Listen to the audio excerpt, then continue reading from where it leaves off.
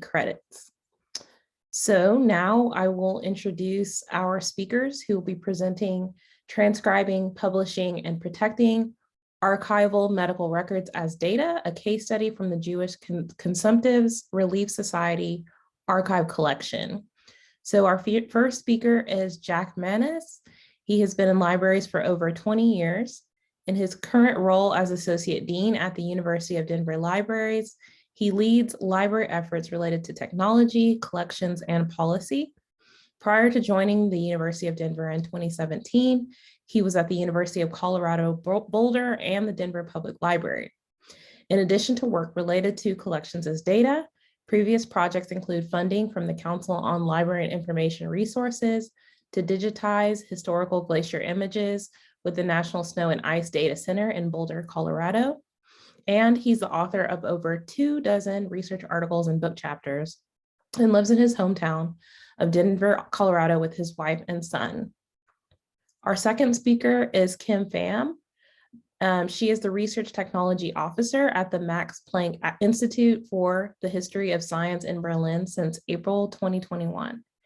Previously, she was the head of Library Technology Services at the University of Denver, and her research areas include organizational cultures and open source software development, the design of scalable digital repositories for archival access, preservation, and reuse, and sustainable tools and methods in digital humanities research. Kim's latest research involves the use of machine learning to develop workflows to transcribe historical medical records. So without further ado, I will pass over the mic to our speakers. Well, thank you, Peace. And I think we wanted to start off by thanking the NNLM for the invitation. We're very privileged to be here. And to all of you for spending the next hour or so with us. We know there's a fascinating session concurrent to ours. And so we're humbled that and grateful that you've joined us. So I'm Jack. I'm going to turn it over to Kim here in a minute, and she'll introduce herself as well. But what we're going to do in the next hour is explain as much as we can what we've been doing in the last 3 years in this project, which is essentially an effort to leverage machine learning and artificial intelligence software developed in the European Union to produce automated transcripts of handwritten text materials in our archive, particularly medical records from the Jewish Consumptives Relief Society that was here in Denver. Most of the records we're dealing with are from the first third of the 20th century. And so Kim is going to spend the first half or so talking about the underlying technology. This is kind of a necessary frame so that we can talk about the ethical considerations. There's obviously many of them in doing so, right? And when we think about publishing medical records from a potentially vulnerable community and individuals online, we need to think long and hard about the ethics of this. So Kim's going to talk about the technology, and I'll take over about halfway through and talk about the ethics. Thanks again for joining us. All right, hi everyone, and yes, thanks again for having us present.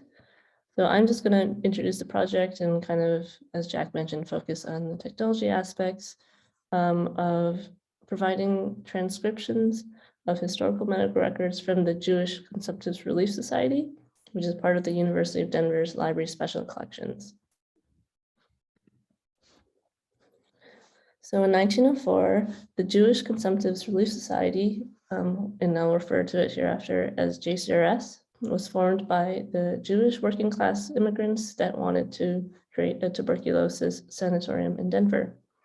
Tuberculosis was one of the leading causes of death in the late 19th century and early 20th century in America. And at the time, there weren't any publicly supported institutions for TB in Colorado. As a result, the JCRS was formed and continued to admit patients free of charge, relying almost entirely on private contributions. It was run by two notable East European Jewish physicians, Dr. Charles Spivak and Dr. Philip Hilkowitz, whose letters of correspondence were kept in patient files, along with their application forms and other related medical documents. These records reflect not only a very important era in the development of tuberculosis treatment in America, but also it reflects the immigration, growth, and development of the organizations and individuals in Colorado's Jewish community. So the physical collection is managed by our Special Collections and Archives Department and is used in a number of courses at the University of Denver. For example, in the Diseases of the World class, students get a chance to review the collection and extract demographic data in order to connect patients with their immigrant working class status. In sociology of immigration, students get to study letters to track migration patterns, and then they use that data to compare past immigration challenges with more contemporary modern day challenges. In addition to teaching, the collection is also very popular with researchers and genealogists and people interested in their family history. So some example publications include one was to use modern clinical laboratory practices and to describe that through the gathering of autopsy statistics. And another publication describes historical issues of immigration and the rise of Jewish hospitals in the US through letters of correspondence. So as a heavily used archive of primary source materials, the JCRS collection was one of the first to be digitized and made available through our digital repository website, which you can access at specialcollections.du.edu. So historically, the library was involved in an effort to digitize documents and manuscripts, as many libraries have done, to develop their digital collections, and by doing so have provided access to a diversity of records and modes of description in the form of symbols, figures, tables, and diagrams, and other types of textual forms of documents. So for our repository, the primary way to access this data was by providing bibliographic description, relying on well-structured and indexed metadata for search. And as our digital repository was reaching a stage of maturity with well-defined workflows and processes, we were in the position to examine other ways to enhance the use of our collections. So at the time, we noticed that in many instances, the researchers were coming into the archive and looking at this collection, and were repeating the process of collecting data through manual transcription. And this was, as I mentioned, a repeating process that was presenting itself as a first barrier to their research. And so one idea was to provide users with full text transcript data. And there were some technologies at the time that we were exploring that was capable of doing so. And this was an idea because we thought this would allow for new and potentially deeper forms of analysis beyond the traditional forms of archival research. So in the past, libraries have tackled this effort of automatic transcription using optical character recognition, or OCR technology. However, while it works very well for standardized or machine encoded text, for example, electronically entered PDF forms, they are less effective when working with historical handwritten documents, of which there are many, except in the cases where the content layout and format might be very structured or rigid, such as to read postal codes. Otherwise, it's not very effective. So we saw that one promising technology that's gaining popularity in recent years that can be used alongside OCR is something called HTR, which stands for Handwritten Text Recognition, which can process and provide full text transcripts for documents that were written by hand. So the latest HTR technologies also benefit from advances in machine learning and artificial intelligence. And machine learning refers to the techniques to solve problems or to perform tasks by learning, so without being explicitly programmed. So instead of hard coding software operations with specific instructions to accomplish a particular task, machine learning, on the other hand, is a way of training an algorithm to follow rules to learn how to solve a problem, rather than you telling it directly. So training involves feeding huge amounts of data into an algorithm and allowing the algorithm to adjust by itself and to improve. So the use of machine learning in digital collections is still in its early stages, but examples of its application, not just with transcription, but with, for instance, generating categories of topics or image recognition, have revealed collections in ways that just a few years prior could not have been possible.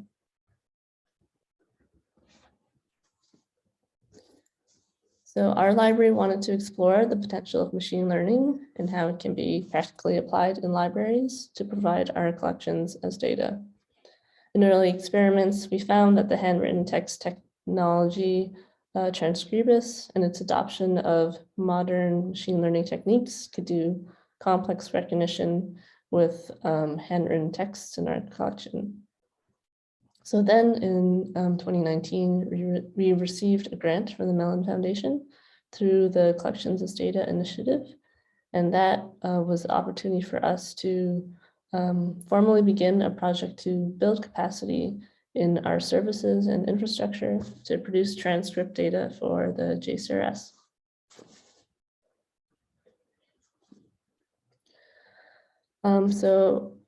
The core team consisted of 7 individuals across 3 departments: library technology services, digital collection services, and special collections and archives, in collaboration with the University of Denver Center for Judaic Studies. And so this type of cross collaboration is needed because of everyone's individual areas of expertise to support this kind of project. So in our team, we had collaborators that worked directly with faculty and students to use the archive materials. We had those that produce and maintain the digital versions, and other members were the ones who developed the technologies and infrastructure to access this content online. And so we organized this project in 6 phases. In the first phase, we formed an ethics advisory board, which was important for us to make our practices transparent and as accountable as possible. And Jack will go into this kind of part of our project in more detail after me. So I will just shortly say that we had meetings with the board, and through those we ended up developing and improving in terms of use. And that was meant to encourage our researchers to think about the context surrounding these materials and the subjects of these materials as they're using our collections as data. In this phase, we also began to familiarize ourselves with the technologies we're using, namely Transcribing, and thinking about how to integrate it into our workflows and to divide the tasks of the different steps to generate transcripts across our team.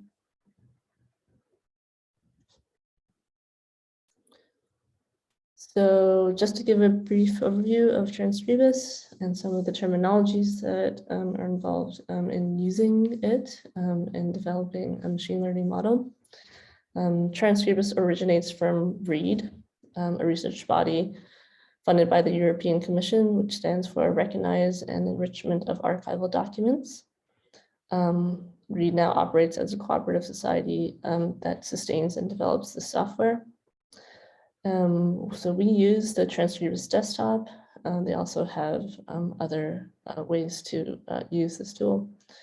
But the desktop is a suite of tools that allows you to upload your documents onto their server, and then almost instantly you can transcribe your documents with one of the many existing models that are available.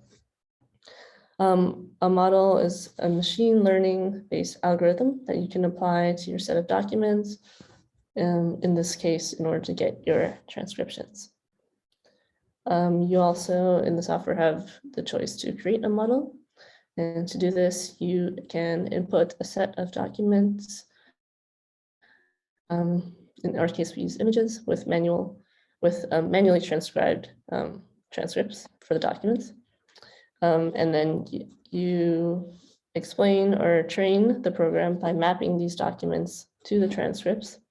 And this mapping tells the program where the characters in the image are and what they represent as machine readable characters. And so this set of documents that you transcribe yourself is called the training set. And then the training set is run through the program, which learns and relearns the training data set in cycles called epochs. And then finally, a model is created from this learning process, which is tested on a smaller set of documents that are also manually transcribed, which is called a validation set. And so you do this test in order to compare the output transcription when it is run on the validation set versus your own manual transcription of the set. And the comparison of the characters gives you the character error rate, or I'll refer to it as the CER.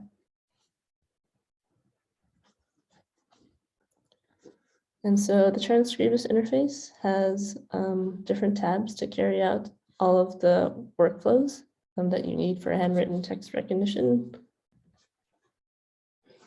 And the first step is to upload your documents, which you can do as images, PDFs, and in this case, the software also allows for IIIF resources. And then you would perform the layout analysis, which lets the program recognize where in the document there would be text. So the layout analysis is designed to recognize the page first, then the text regions, and then it splits the regions into lines and then determines the baseline of each line. So the bottom section or area of a text line. And Transcribus provides algorithms out of the box that does layout analysis. In our case, we found it did it very well for our handwritten Latin-based documents, requiring little to no manual correction. So the baseline or bottom anchor of the text, as I mentioned, is what is required for the program to do the handwritten text recognition. And so we thought the baseline recognition for our documents was quite accurate. After we did a manual review of a number of these documents. And so Transcribus we found was also good at detecting texts with unusual orientations or styles, such as the addendums or oddly placed inserted texts that could segment these regions correctly. As I mentioned, we didn't have to do too much correction, but in some cases where it didn't recognize texts, you're able to just create your own baseline, and then you'll do the transcription of the baseline that you added yourself. It does sometimes misidentify areas as text. And so it might, in some cases, catch some peculiarities that are unique to the materials, such as ink blots or creases in the papers. And in those few cases, we just delete those particular regions and the baselines. For the text recognition, we found that running the default models that provided out of the box did not produce adequately accurate transcripts. So at the time we were kind of running this and running experiments, there was only one English model called M1 that was available. And when we ran it, we found a lot of the time none of the words that were produced made much sense. And so we discovered that this model was trained on just one set of a very specific corpus from a very specific time period. It was trained on Jeremy Bentham's papers, who's an 18th century English philosopher. And so on its own documents, the character error rate is 5%. But on our documents, it was a very high percentage, 80%. So it wasn't accurate enough for us to reuse and apply to our collection out of the box. And so at this point, it was clear that we also needed to create our own model and train it on our specific corpus, which kicked off the next phase of our project.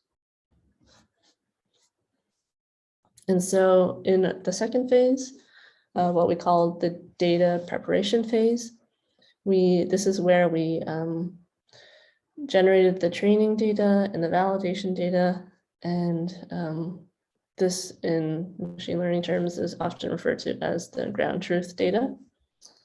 And if you're interested in taking a look at what the data looks like, we do publish the transcripts and accompanying images in the open data repositories in Zenodo. So generating this data set requires you to perform the layout analysis and then do manual transcription, and you can do this within Transcribing. So once we had a good amount of correct data or transcribed data, about 10 to 12,000 words is recommended. We consider this to be our training data set, and then could run the training program to create our first version of a model. And so we set the model to learn by being run over 200 epoch cycles on the data.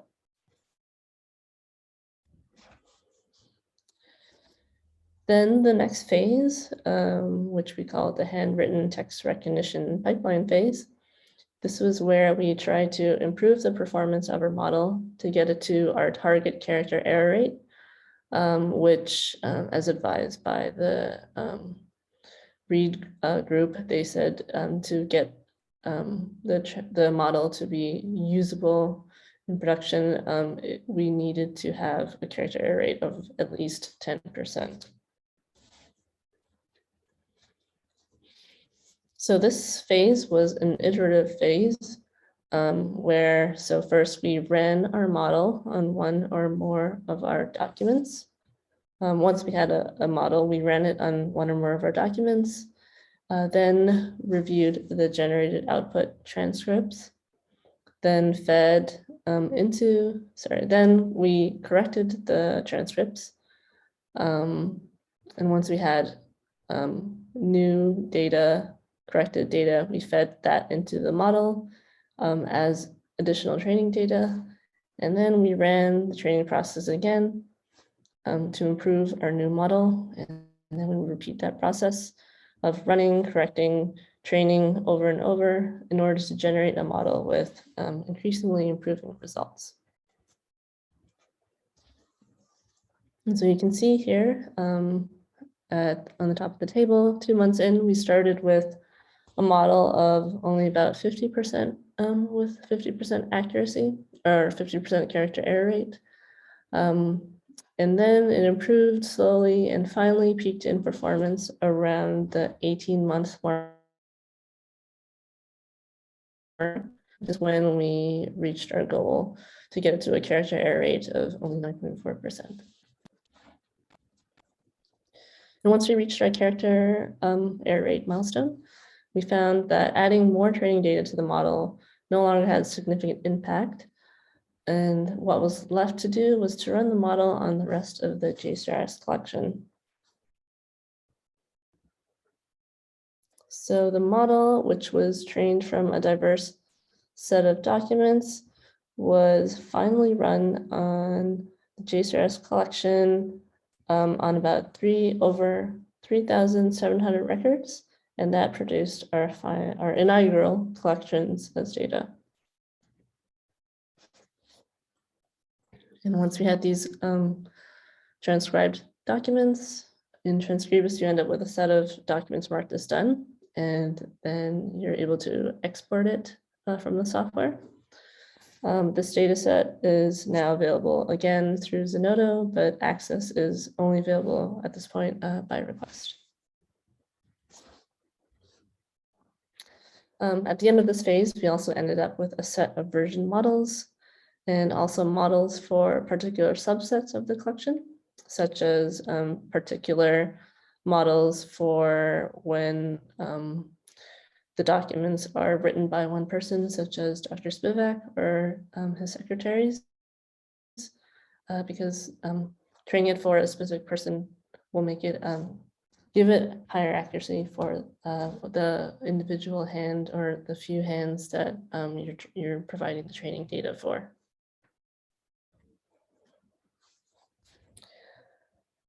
Okay, moving into the next delivery platform phase, we then focused on, once we had our data, building our digital collections infrastructure to support the access and use of that data.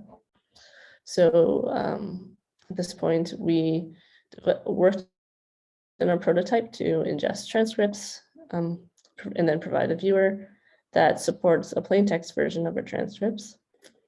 And at this point, we also added the ability to download objects and transcripts from our repository. And then finally, in the present and ongoing service phase of the project, an API was built, API, which stands for Application Programming Interface. And the API that was built is a method for users to programmatically access all of our collections as data, not only the JSTRS collection, but for the entire digital repository. So as I mentioned, although the API can be accessed programmatically, such as through the command line or through scripts, as a way for researchers to get started to explore a collection, we also wanted to build a user interface for this API. So we felt that a user interface was going to be a lower barrier introduction to the API, and it would also be used by our librarians and archivists as a learning and teaching tool. We also made sure to integrate the terms of use into the API so that they would have to, it was mediated by the terms of use. They would have to click to agree to it in order to access the bulk amounts of our data. All right, and now I'll pass on the presentation on to Jack, who will go into more details about some of the recent developments of the project and our process of working through the ethical questions of our project. Thank you. Well, thank you, Kim. And as Kim said, I'm going to take over from here and do a deeper dive into some of the ethical considerations involved in this work. And I think Kim has really adequately demonstrated the power of these technologies. And as you know, AI and HTR softwares are more imminently adoptable by libraries, it's important that human beings be involved in a mediated process where we understand potential uses, particularly when we're talking about vulnerable communities. So before I talk more about those ethical issues, I'm going to give you a latest update on the project. You probably have noticed from her bio, Kim is no longer at the University of Denver. She's at the Max Planck Institute for the History of Science in Berlin, Germany. And one of the other people that was really heavily involved in the project early on, Kevin Clare, who was our digital collections librarian, also left for Penn State University. We're very proud of both of them and where they have gone. And this has been, you know, from an administrator perspective, a really useful stress test on the sustainability of this work as an organization. And this was a pillar of the collections as data grant process that we needed to address. And I won't go into it, but we've tried very hard to build these services and technologies in such a way that we can sustain them despite personnel turnover. So I'm happy to say we have been able to move forward over the last year after Kim's departure. And this is where we're at, essentially. We have moved into production with all the requisite technologies. We've built the infrastructure for ingesting the transcripts, wrapping those up with the digital objects and marrying them with data from archive space, which is where we keep metadata for this. And we're also rendering them in both of those access points in the API as an entire data set and as a one-off image by image with its associated transcript in the transcript or in the repository viewer, as you're seeing on the slide here. We've got a few dozen transcripts in there so far. I think we've been kind of doing this at a healthy clip over the last 2 months or so, so there's many more to come. And then we've been finalizing and documenting workflows for future interest. Next slide, please. Okay, and we've also decided we needed to expand the project as a result of some of this, what we learned throughout the project. We had a standalone application that's used very heavily by Jewish genealogists internationally. Data and images were maintained separately in that application over the years. And so we decided we wanted to integrate that application with the digital repository ecosystem. I think we're about 90% of the way there. And the archivists decided they wanted to reprocess a big chunk of the collection for a variety of reasons, but mostly to enable this integration and to expedite some of the very voluminous reference work that they do with the collection. And so we've also integrated it with part of that larger digital collections ecosystem. So this is part of the sustainability. So we've been able to demonstrate, I think, that we can do this sustainably at the University of Denver, but then the question is, just because we can, doesn't always mean we necessarily should. Next slide, please. So I'm going to bring you back to that collections as data part to whole grant application process. They asked us as another pillar of their work to have a statement on how we would approach these ethical considerations.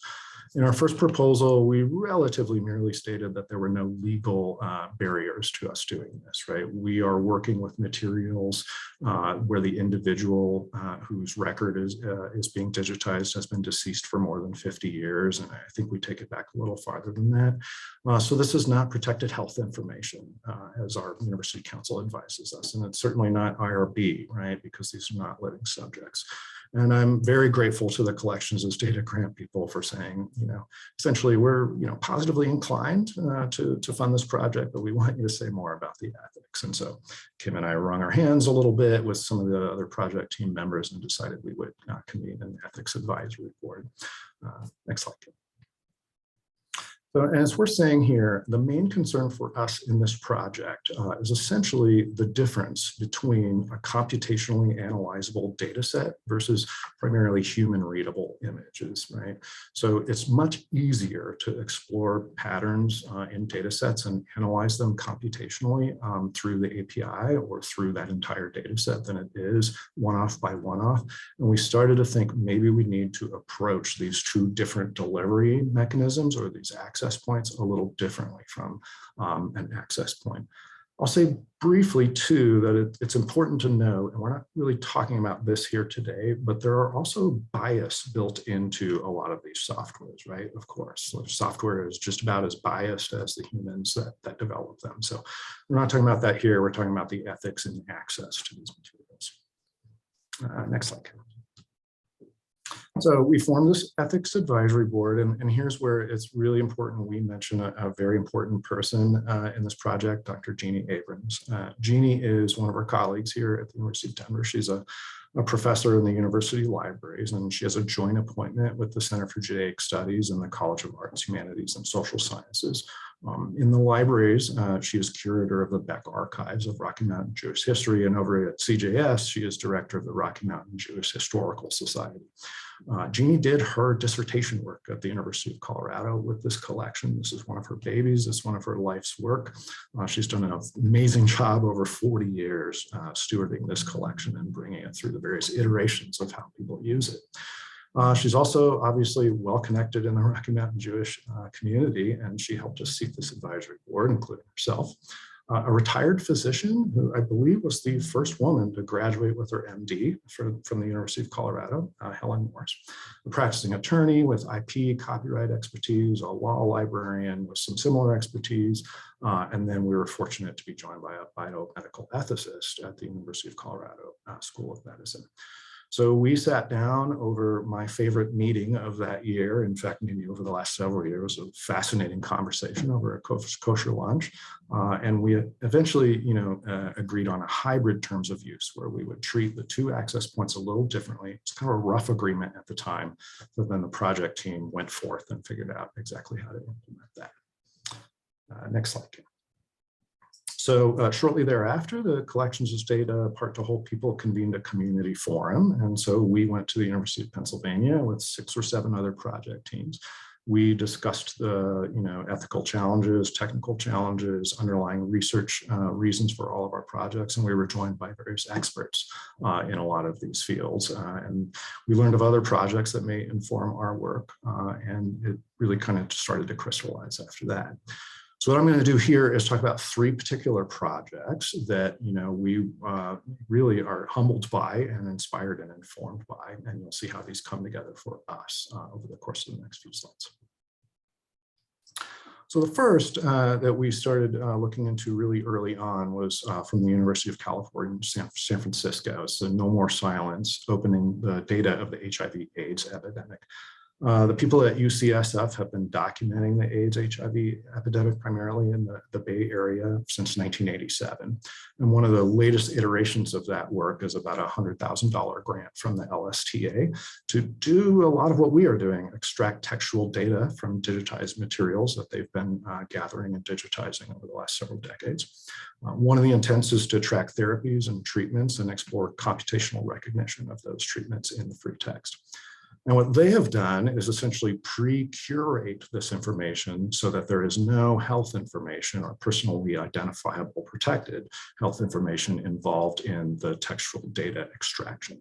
So we're doing things a little differently. And of course, we don't have protected health information to be involved here, right? But in our conversations with them, we were inspired by what they do in the reading room, where people do get access to PHI. And they're given this terms of use document that essentially explains HIPAA and obligations to researchers therein and indemnifies the university from any legal obligation. So we didn't need to do that, but it was really informative for us to think about how to differentiate and maybe bifurcate access in terms of use in the 2 different ways that people can interact with the collections.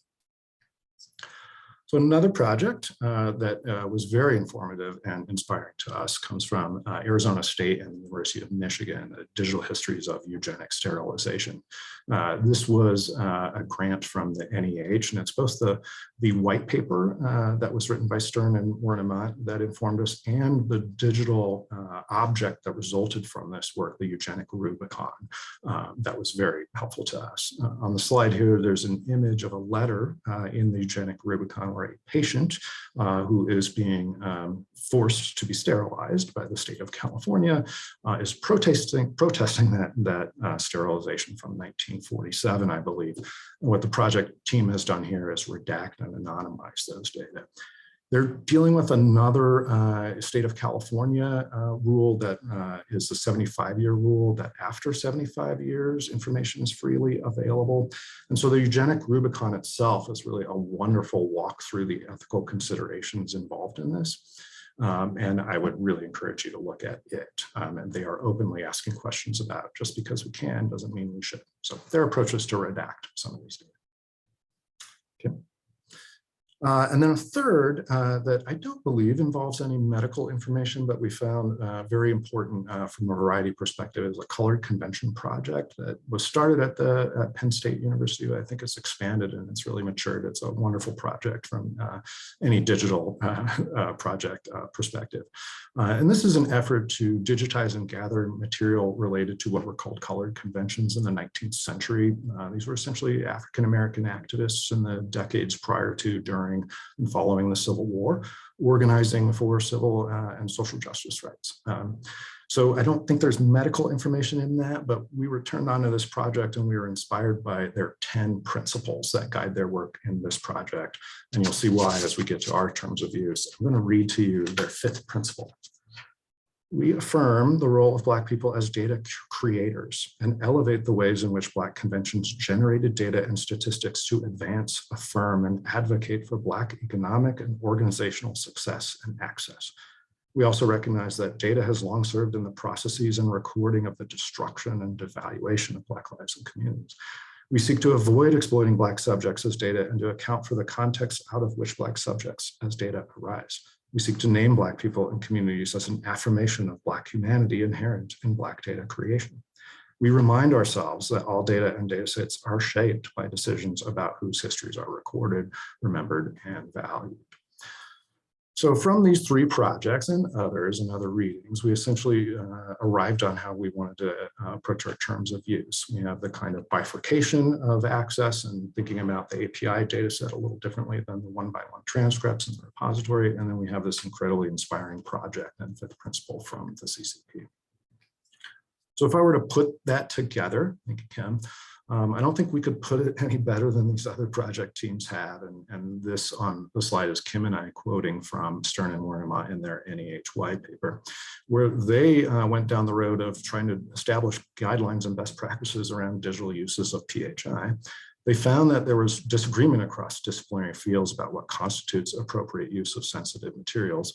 We could stop there for a moment. This was very important in our ethics advisory board conversation. I could never do it justice, but the conversation between the physician and the ethicist was absolutely fascinating in this regard. So when we read this was Stern and Werema, it rung very true. They further framed it as a generally unresolvable tension between the right to know and the need to protect, and concluded that the notion of a universal best practice is problematic when dealing with this information. And so it's imperative for archive makers to engage with impacted communities so that digital materials are meaningful for them, and I'll add, doesn't expose them to any additional risk. Next slide. So I'll bring you back to that collections of this data project. They had done some work prior to the part to whole project that we were involved in, and they came up with 10 principles that are known as the Stan and Barbara statements that I think really help provide a framework for how Kim and I thought about this work and the rest of the project team.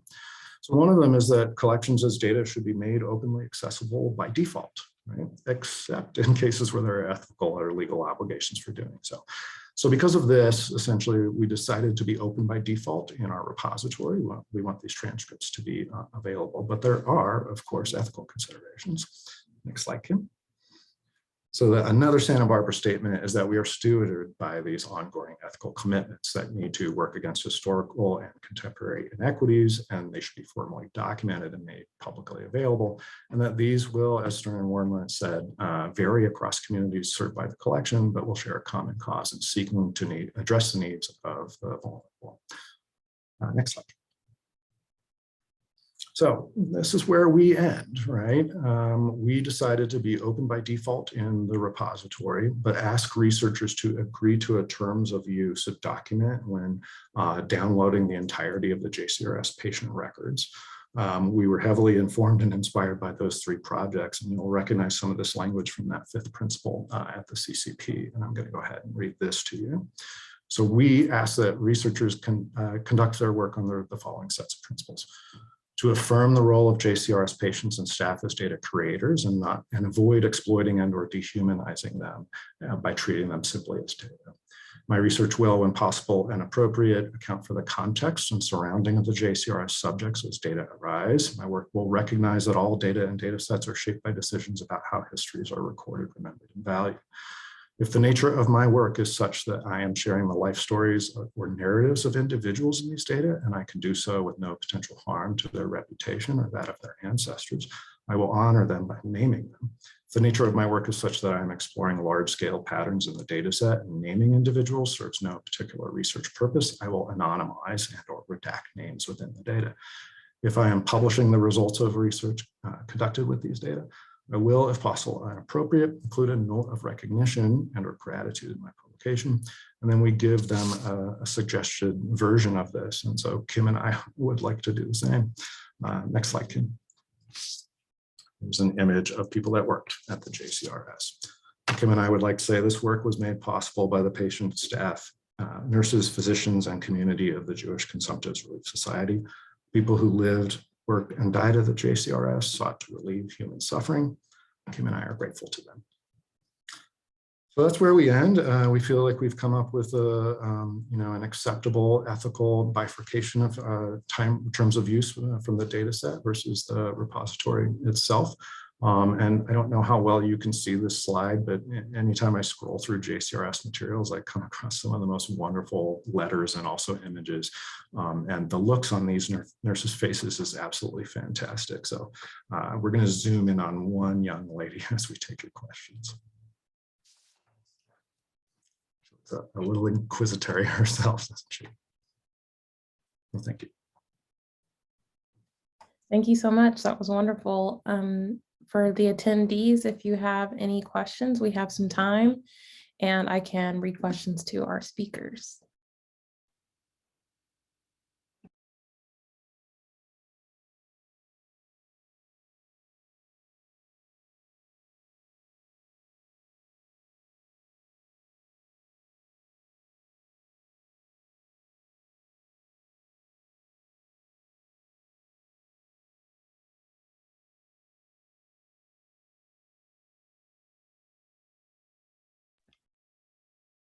We have a comment that this was an amazing process and amazing topic, so thank you. We also have a question about photos of staff. So are some of the staff possibly still alive, and are there any considerations to protecting those folks? Well, so I would guess some of them are still alive, and that's a great question. We didn't address that in this project. I think the best answer to that is that when the university acquired the materials from the hospital, there was a deed of gift that essentially gave us rights to those collections. I, of course, would have no idea how this young woman that we see on the slide here today knew how her image would be used decades later. That's a wonderful question. We've been providing these for many years online, and we mostly just have people that are really thankful, primarily from genealogical perspectives. We did have one person ask to take something down. I can't remember why. It might have been a genealogical, like, oh, I didn't know my great-great-grandfather had a kid, you know, that kind of thing. And so that's tended to be how we look at those things, is that we legally have the right to do this, but we'll take them down, of course, if people want their image removed.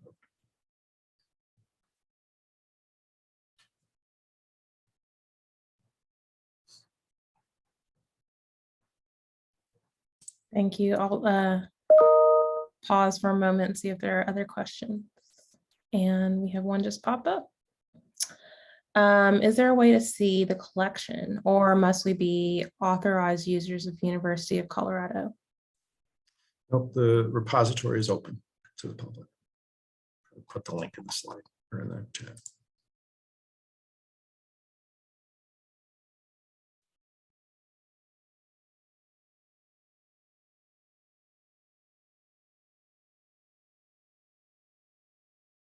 Yeah, the collection is available online.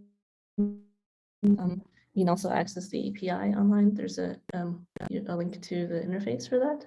But the data sets, as I mentioned, that we use for training and validation are available through a data repository in Zenodo, as well as one of them requires permission, which is the full transcriptions that were downloaded. And that was just part of the requirements of the grant, is that we make our data accessible within reason. So it is available in the data repository in Zenodo, but with special permissions. And I can also put that in the chat, those links. Thank you. We have another question, which is, could you talk about the process, how long it took, how many people were involved? I'm going to start with that one, Ken. Sure. So yeah, there were about, I think, 7 original team members, but over time, there were also some additional staff and students that were involved with the project. But the process, I guess, began in shortly after I came to the University of Denver. So in about summer of 2018, Jack and I had these conversations about thinking about how to enhance our digital repository. And yeah, we had some ideas around, there were some tools at the time that could provide transcriptions and provide ways to kind of search our collections by providing automatic transcriptions of data. And so we started investigating this a little bit further, and we're pretty interested in this idea, but it was just an idea until we saw that there was a call for applications for a grant to turn collections into data. And we had to have these conversations with administration. Unfortunately, Jack is part of that administration, to think about it, whether or not we can invest resources into committing to a project like this for the long term.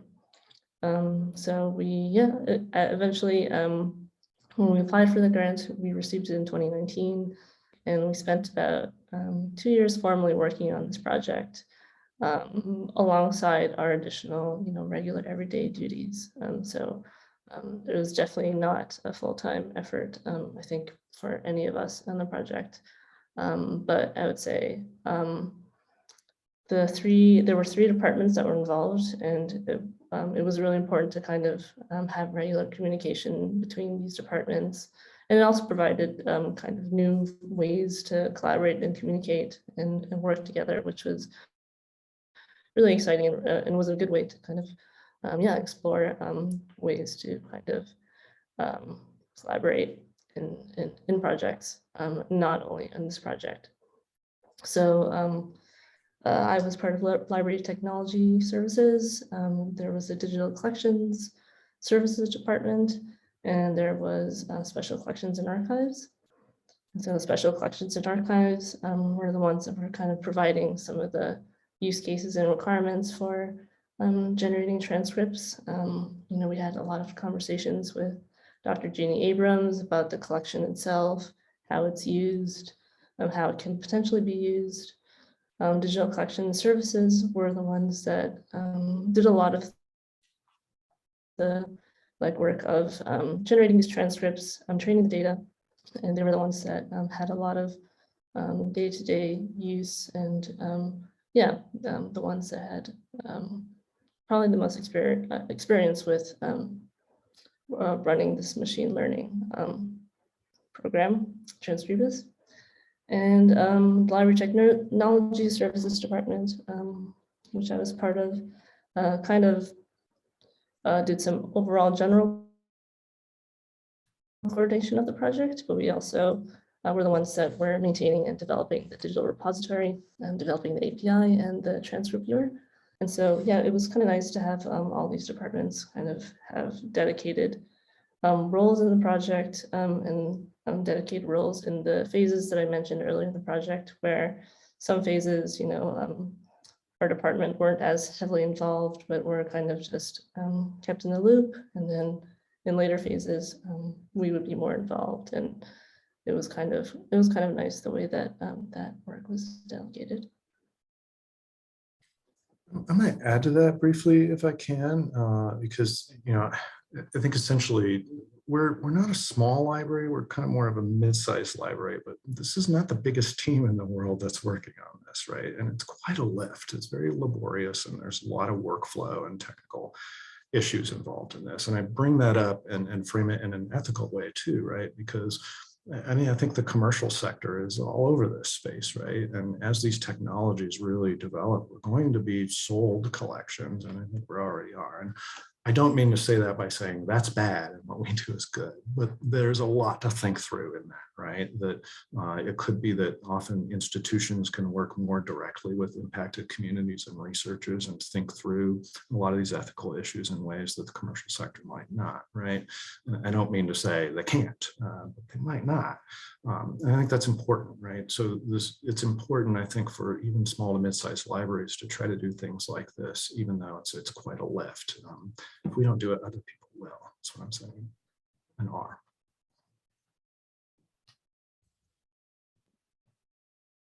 Wonderful. Thank you all so much. I'm going to go ahead and close here. I do want to mention that at 3:45 Eastern Time will be the closing keynote for the day. It is on all of us, participants and researchers building a healthier future, and it will be followed by an Nlm Closing Announcements. So we hope you can make that there, and also our second day of the symposium tomorrow. Thank you so much for attending, and if you have additional questions, please use our support through the virtual symposium website. Thank you. you. Thanks, everyone.